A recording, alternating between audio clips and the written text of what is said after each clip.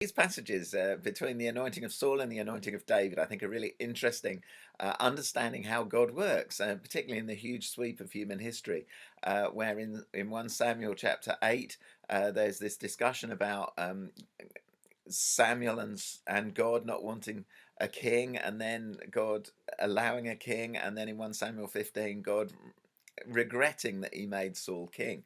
And of course, if you need to fit that into some sort of theological understanding of how God works and how the world works and how we work. And as you probably know, I've come down very much on the idea of choice, of personal choice, of the choices that we have consequences, that God has delegated authority to us, and God takes a risk as he does that.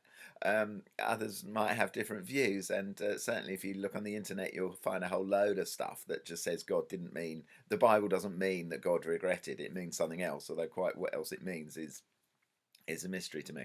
Uh, anyway, the but I think, and this ties in really well with personal experience, that we know that we do things that upset God. We know that there's stuff in our lives that really God doesn't want. We know that there's times when we feel that we have been given responsibility that we haven't taken, that there's authority that we have been given, that there's a purpose, a task, a plan that God has that we haven't stepped into, and I wanted to address that a bit.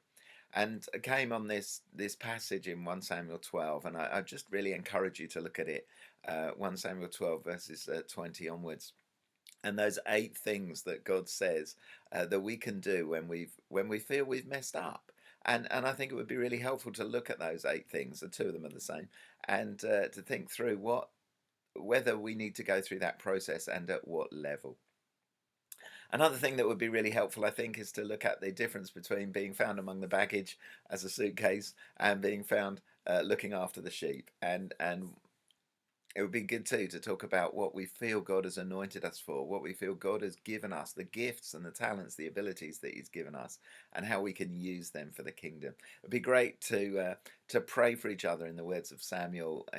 Far be it from me to sin against the Lord by failing to pray for you, and to pray for each other as we step up into different sorts of ministries after COVID.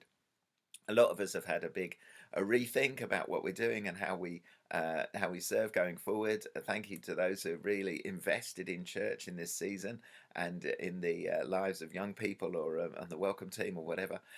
Really appreciate that. I know some of us are really going for it in different ways too, and it would be great to hear some of those stories about some of the rejigs that we've taken over the last 2 years.